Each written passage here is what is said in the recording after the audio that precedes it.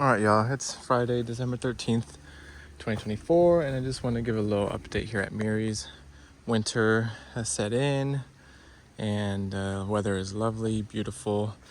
A little chilly in the morning, nice, super sunny days with little to no clouds and lots of wind, so we're setting into those winter conditions. Here we have irrigation, as you can tell, so we're able to combat some of the drought stress that normally occurs in the wintertime. And yeah, just go ahead and show what's been going on because we have a lot going on. We have a lot of random seminal pumpkins and different squashes that are hanging on from the summer and kind of still setting fruit and not getting too torched by the cold. If this was just an open area, then yes, they probably would have died back by now. But this microclimate helps big time. And there will be many instances of that I'll show here. And obviously keeping things irrigated helps. So main thing is bananas. We have a lot of bananas coming along. They took some damage in the tropical storms that we had this summer, and now with these cold mornings, it's actually been pretty cold for December in the morning times. Oh, that's my cue to harvest. Possum, raccoon, maybe, most likely a possum. Actually, I have no idea. It could be a raccoon.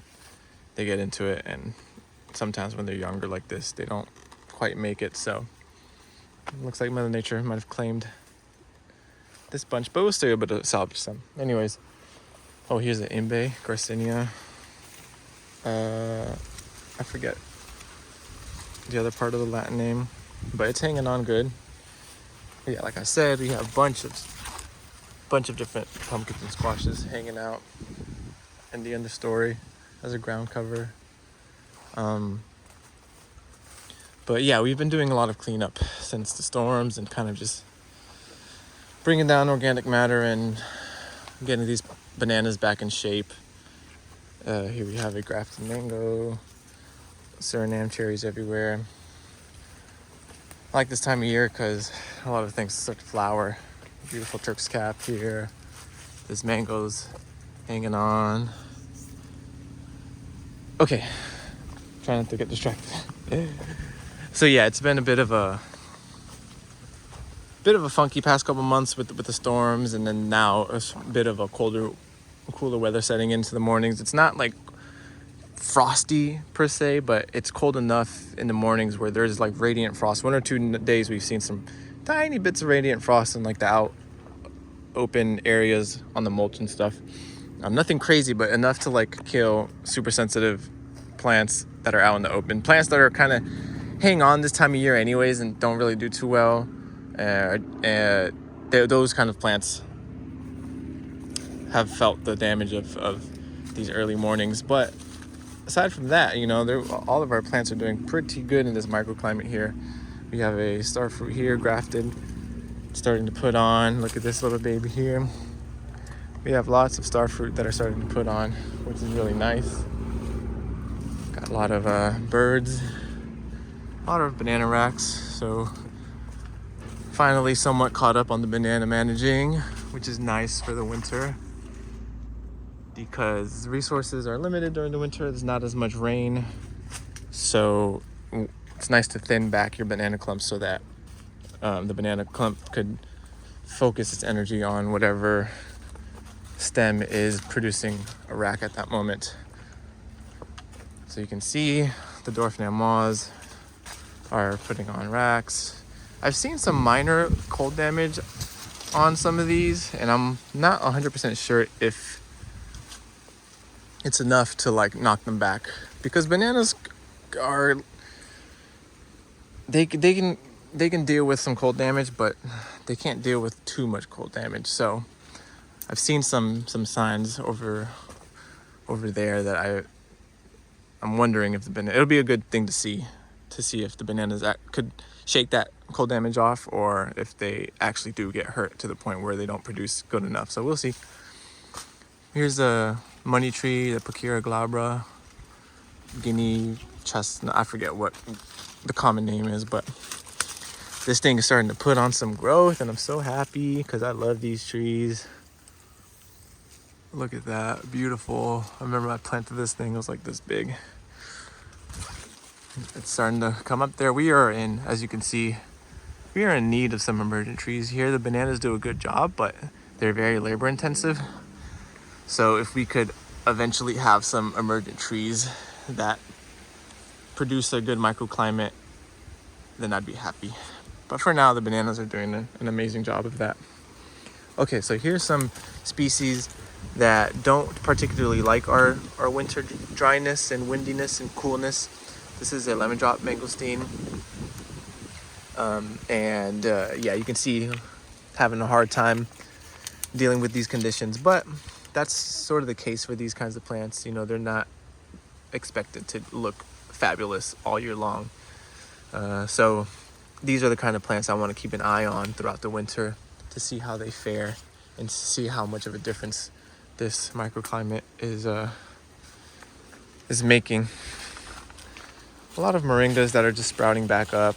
A lot of canistels down in here, so there's a bunch of, you know, baby trees that are just, here's a seedling avocado, that are just hanging out for the winter. And once the temps start to come up again, we'll probably be doing a major prune on all these bananas. I'm probably going to be in Oregon more full time starting maybe in April, May area. So I would love to do an epic clean back of all these bananas for the summertime, because we notice that the summertime is just really hard to work in these conditions and hot, humid, mosquito-y conditions in an area as dense as this. So we're making the decision to maybe like go full blast on these bananas and leave just barely 1 or 2 pups, you know, something like this on each clump. So if you can imagine how open this whole thing would be.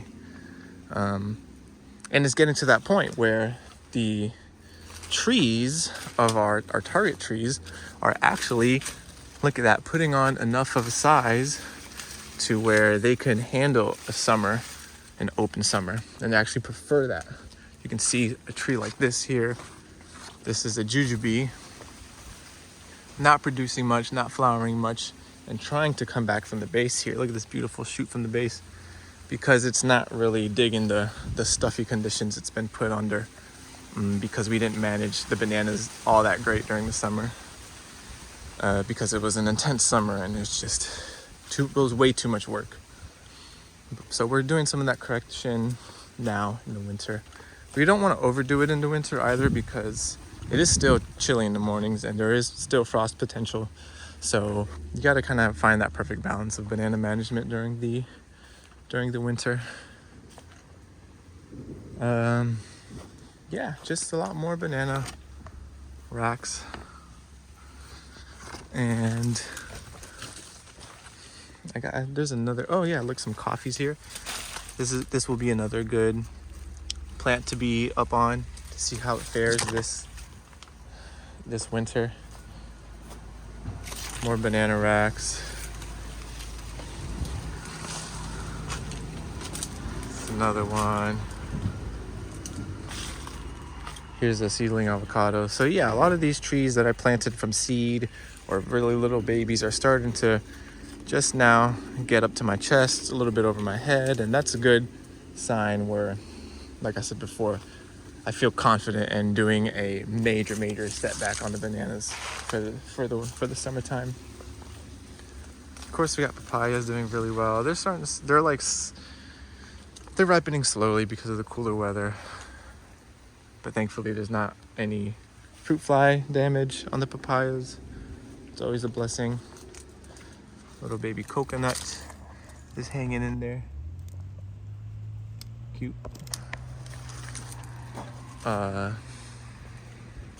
Yeah, so here's the cold damage I was talking about on some of these. You see that? I don't know if that's sunburn. I don't know if that was just some cold damage, this discoloration here. It could just be natural. Maybe I just don't really look at it enough to know what's natural and what's not. So I don't think it will affect those bananas, but there are some bananas that got a little bit of discolorations. Like at this stage, I noticed that there were some bananas with some weird discoloration and some weird rotting at a very young stage, which is not natural, or I'm not used to seeing it that much. So I'm wondering if these chilly mornings actually got to some of the bananas. I think it was this one. You see, there's some like premature rotting. I had to like take this one off because it was rotting weirdly in this one, and I can't explain it. You just know when bananas don't look right, kind of. And some of these racks are looking a little weird, and I'm wondering how much cold damage is actually happening in the early mornings. This nice grafted avocado has been putting on size. It's been fruiting for us pretty decently too. So it's starting to get way up there, which is awesome to see. Can't wait for these trees to be nice and mature. The papaya method that we did, a lot of these papayas get too tall for us to efficiently harvest. So what we did was cut them down to like belly height, and they started to just shoot right back. We put some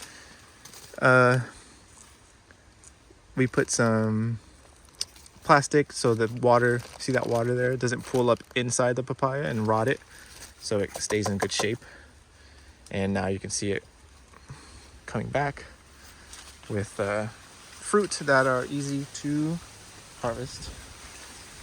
I just finished doing some banana management here, opening up, like I said, opening up just enough, but also leaving some thermal mass, you know, some couple pups that in the summertime I would not give them the light of day, but it's winter time.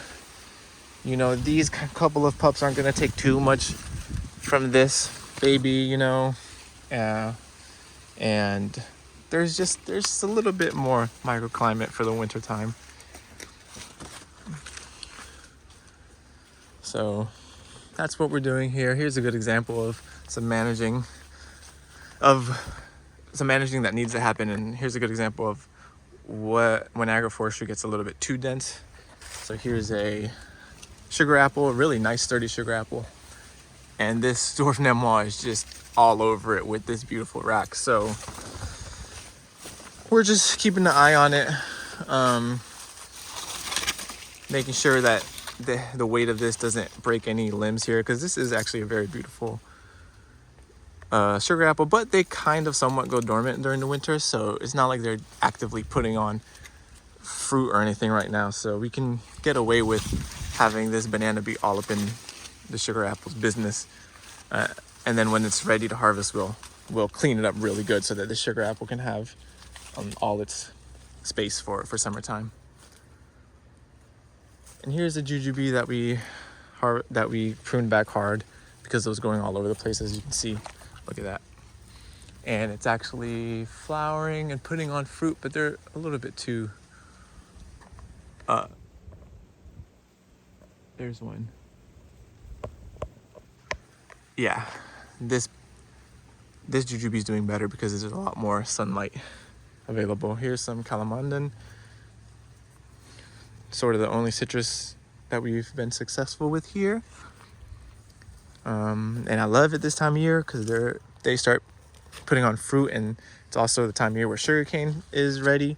So, and we're gonna have a little manual press arriving in the mail sometime soon. So we'll be making some sugarcane juice with calamandan, because calamandan are super sour, but they're so good. I love sour stuff. So it's the best combo, doing some calamandan and sugarcane juice.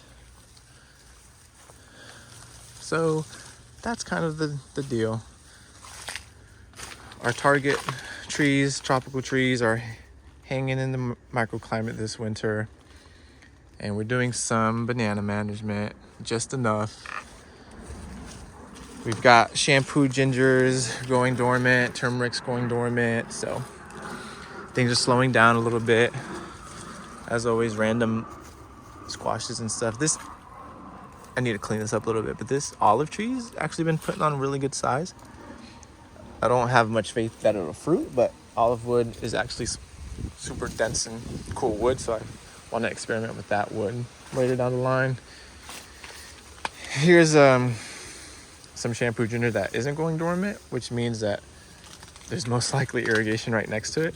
It's really interesting to see wet spots. You can tell, especially if you grow a lot of like the ginger family type plants, you can see which areas are wetter than the others, because the dry areas, the shampoo gingers and other types of these plants, they just go dormant real fast. They dry up and they're done. But if you have enough water, you can actually hold on.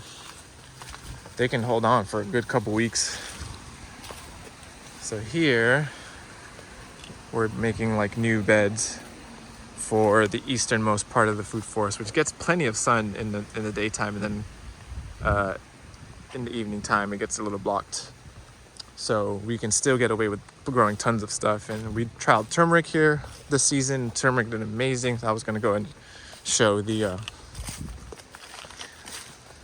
show some of this turmeric. Turmeric grows amazing if you have irrigation. Don't get me wrong, it grows great with no irrigation if it's a rainy season, but if it's not a rainy season, you definitely see, you don't see the best results. But let's see if I can dig a little something up.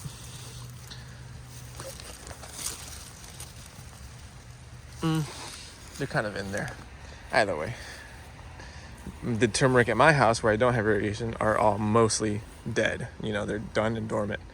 Whereas this turmeric is still holding on and putting on photosynthesis and still somewhat growing even in these cooler conditions. So yeah, you can see some beautiful turmeric there. So that's kind of it. I'll show a little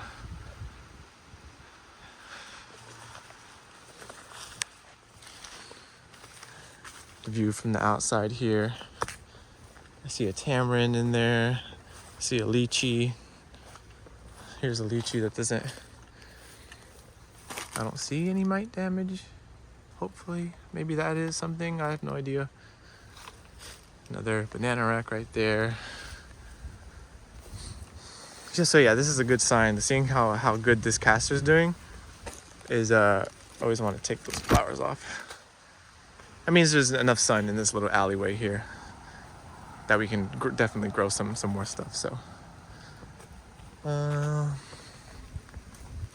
Corymbias are chugging along. They got put in afterwards and they don't like getting shaded out, so they haven't been growing as fast as they should be. Another money tree, another Pakira, smaller one. These will start shooting their way up as well.